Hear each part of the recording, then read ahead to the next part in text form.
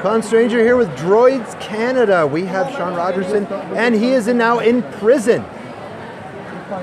Not to be let out. Really this is a very supernatural prison, is it not? It is. Oh. So good. So good. There are demon traps. There are demon traps. Yeah, you're being guarded by Negan. You're being guarded by Catwoman. You're being guarded.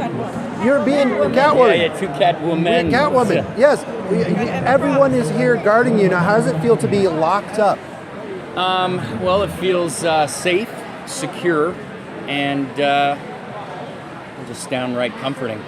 Downright comforting. Now, I want out. I mean. Now, this is a lockup that is compliments of the Legion of Doom. Yes. Okay? Yes. And this is a very worthwhile cause. Big Brothers, Big Sisters Chatham is what proceeds are going in. All for charity. It's your birthday? Yes. 13. Happy birthday, 13. Yeah. We'll all be nice. there once. And you are being locked up. I just saw the contacts. Those are pretty cool. Yeah. Awesome. You having a good time? Yep. Being locked up with the one and only Sean Rogerson. Yep. I think there's another one, but we do different stuff. There's another one out there? Yeah, spelled different. Well, I just want to thank you for being a good sport. Thanks. And it's a great cause, and let's keep you in prison as long as we possibly can. I'll stay. So, I'm staying tonight, so if anybody wants to, I'll be here. Chatham, CkExpo. Come down, say hi. Come down, say hi. If this airs later, you should have come down, said hi. Good times. Thank you.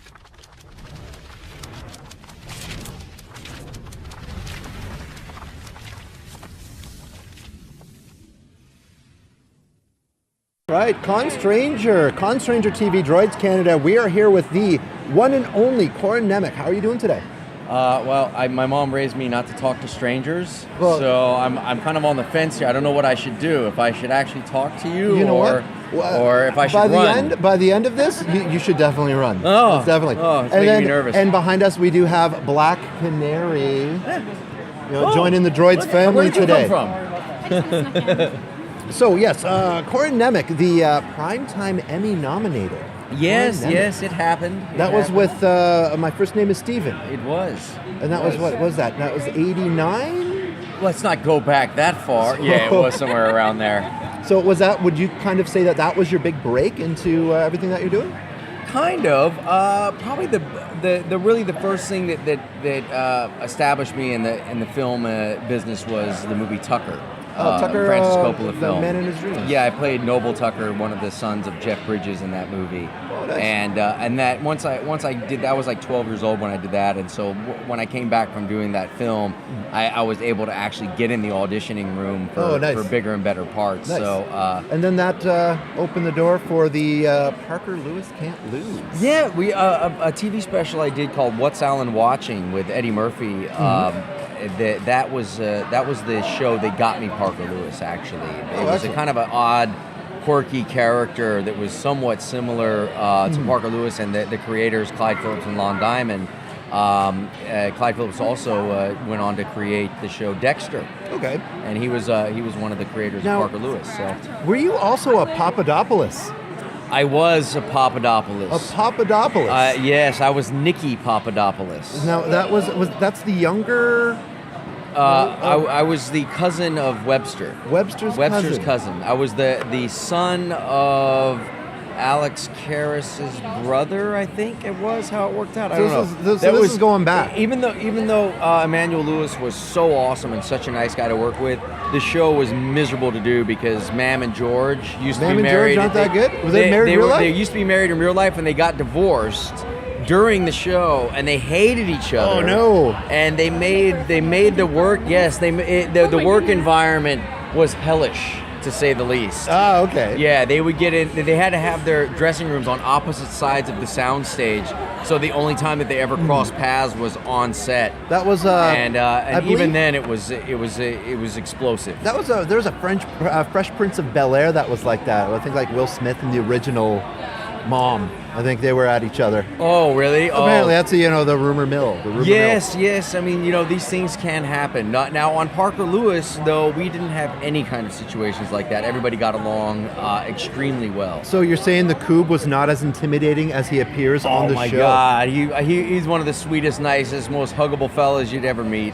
No, that was a great show. Now that was like the cooler version of Ferris Bueller, the more realistic version of Ferris Bueller. Oddly enough, it was developed before Ferris Bueller came out in the theater. So when people compared it to... my mouth and say, and that's where I started having my crush on this guy? On this guy right here? Yeah. That's all. Well, that's very sweet of you. So with Parker Lewis, now that ran for 3 seasons. Yes, it did. We did 78 episodes in 3 seasons, which is a kind of an extend. We did a couple of extended episodes. It was 22 episodes first season, 26 episodes or so, I think, the second season. Then we did like 28 episodes the third season, so something around there. But so we were only 10 episodes away from the minimum for syndication. And they pulled us. So that's why the show hasn't really been seen in a long time, because most of the networks that are looking for syndicated shows are looking to purchase more than 78 episodes. Okay, excellent. Now, so moving on from there, then you've kind of done it all. You know, from Smallville to Supernatural to what I do have to say. And I was also the ghost on Ghost Whisperer. I was the ghost of Jennifer Love Hewitt's father. Okay. Jennifer loves Hewitt's father. So how is it playing a ghost? Spooky. Spooky? Do you get to do the woo? Yes, a little bit of that. Nice. I didn't do it with as much gusto as you just did it. You know, mine was a little bit more of a ooh. Like I said, I'm the constrainer. I'm learning. That's what I'm doing as I'm learning. So with that now, what do you have coming up nowadays? Well, I have a number of projects coming out this year. But the one I'm most excited about is a film called Rotten Tail. It's based on a graphic novel, and I'm gonna look up a photo of it real quick here, and I'll show you the photo on your screen. But it's the graphic novel is a horror comedy, and it's based on basically a scientist who is bullied, and he comes from a small town. He was bullied in a small town. He's kind of bullied at work, and he ends up getting bitten by a mutant rabbit, and he turns into a half man, half rabbit. Who becomes kind of an anti-hero that goes back to save his city. Anti-hero's the thing nowadays. So nice. That is something else. So that's right. Is that you? That is me. That is me as a half man, half rabbit. Half man, half rabbit. So then I do have just one final thing, CSI Miami. Oh, yeah. I am the world's biggest CSI Miami fan. I hear my partner in crime over there is groaning right now. So, see, to me, the greatest character ever on television is one Horatio Caine. Glasses on, glasses off. Now, was it intimidating with the glasses on, glasses off? Because I believe you were in the when Delco was kind of down in his dumps episode. Yeah, no, it wasn't intimidating at all. He was actually really gracious with me. I don't know. I've heard stories. I'm not going to touch on it too much, but I've heard stories that he can be an interesting person to work with. I had a good experience and had a pretty fun time on that show. See, I actually see Caruso as, in his everyday life, being exactly like Horatio Caine. Glasses on, glass off. Never can look at you straight on. Always everything's kind of on a... on an angle. It's all about the angles. Like, as you can see with the camera, it's all about the angles. I could tell it. I have a theory, for having worked with him, that those long pauses are to potentially try and remember his next line of dialogue. See, I just think it's a dramatic pause, kind of like this. I'm about to take a bite of one of these right now in the middle of the interview. It's my sponsorship deal here. There you go. The wonderful, the pop of the crispy crunch. Well, I'd like to thank you. So good. I'd like to thank you for your time. Final question I have: what would be the most challenging role that you feel you've done up to date? This interview. This interview is because I'm a stranger. Here, you should try some of this. Dear Lord, got some. Look at this, you're getting, Oh yeah. I'm eating Parker Lewis's beef jerky. Okay, yeah. It's damn good. Oh my Right? God. This is flavor country right here. It's called BC Jerky. I got it as a gift from a couple of people here, and Laura, there they are, Laura and Dave, right over there. That is some good jerky. Yes, and they brought this especially for me. Very nice. I've been over here munching on it all morning. Excellent. Well, I'd like to thank you for your time. I'm going to enjoy Pleasure. this savory beef jerky. So I'm using those kind And of listen, wow man, in the factor future, words. don't be a stranger. What's up? Yeah. No longer a stranger here with Corin Nemec. Thank you very, very much for your time. Really My pleasure. appreciate, and have a good time today. I'll come back and see you in a little while, okay? Sounds good. Right, I am the Con Stranger TV with Droids Canada. I'm here with Olivia Hack. Hello, Olivia. How are you doing today? I'm good. How are you? Not bad at all. So, Olivia, very well known for your portrayal of Cindy Brady in the Brady Bunch movie. Yes. It's one of the biggest gifts of my life, for sure. Now, Yeah. do you get a lot of Cindy Brady questions daily? I wouldn't say daily, but I do. I still get fan mail in the mail for that. It's kind of excellent. a trip. Yeah. But you did that character absolutely spot on. Oh, thank you. That was That's one of the nice. greatest things. Like being someone who, I'm an older person as well, so grew up watching the Brady Bunch. That was an iconic show. Yes. Bobby's being a stinker. Oh, Greg, I don't want to hear you say that. And Yeah. Cindy's seashells by the seashore, and all that. So, with that iconic character, you absolutely nailed that. It was Thank perfect. you. And how they did the casting of that movie, I found was phenomenal. The casting was really phenomenal, and when we booked it, they sent us tapes and tapes of the shows, and we watched them all and studied them. But I have to say, just in the casting, it was a very lengthy process. But when Christine Taylor, who played Marsha, walked in, we were all just like, she's getting it, because she looked so like the dead ringer. Is that's She plays Marsha. Is that Ben Stiller's wife? It is Ben Stiller. Oh, Ben Stiller's wife. See, not as much of a stranger. I'm learning. That's what I'm doing here. So, with the Cindy Brady character, now, have you had any spin-offs and everything? I know you have made some appearances as Cindy Brady. Only I did a couple of Family Guy episodes as Cindy Brady, so that was nice. Nice. Yeah. But no,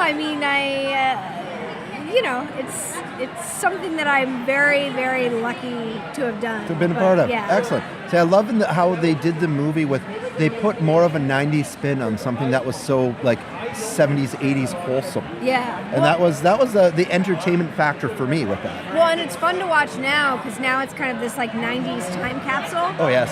So it's like a 90s time capsule inside of a 60s time capsule, and yeah, it's kind of it's fun. It's definitely, it weirdly holds up in its own like dated way. So since then, you've started to do a lot of voice work. Voicing video games, voicing cartoon characters. I know you were Care Bear. I am a Care Bear. Yeah. You're a Care Bear. Yeah. How many people can actually say that they are a Care Bear? Technically, I'm a Care Elephant. A Care Elephant. But I am a Care So Bear. being a dad, you're lots of heart. I am lots of heart. Yes. Excellent, Lots of excellent. heart Do they do any distortions to your voice or? No, it's just me. Yeah, I have a very young sounding voice. I actually have a problem sounding older when I read for things where it's like the characters in their 30s and stuff. It's a stretch. So the younger ones are easier for me, for sure. Excellent. Yeah. And what other cartoon characters have you? So I do Avatar, which is really popular, kind of in the Comic-Con anime space for Nickelodeon.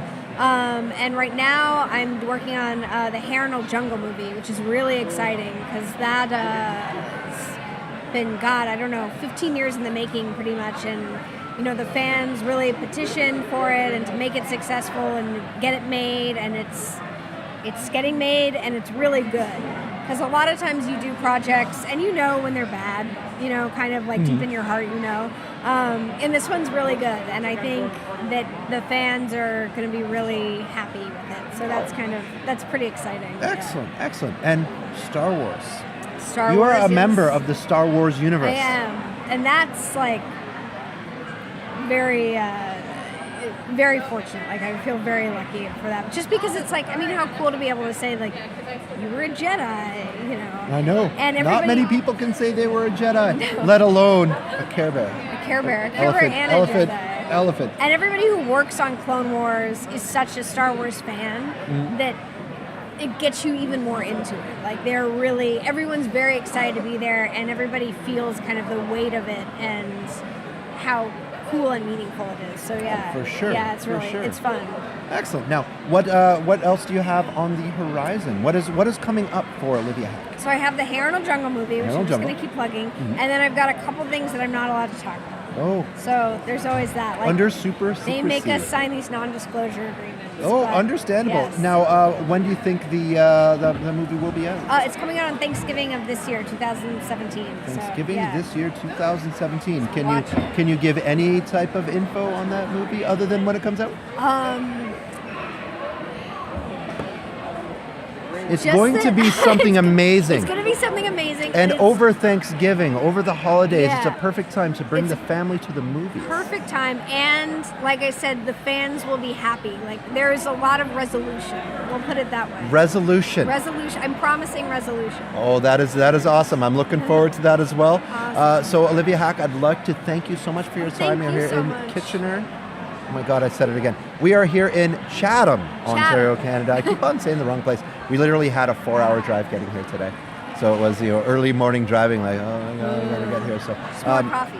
exactly, that's what I'm gonna be doing right now, either that or a nap. So thank you so much for your time. Have a Thank wonderful you. time here You today, too. and we will come and check in with you later. Thank you so Awesome. much.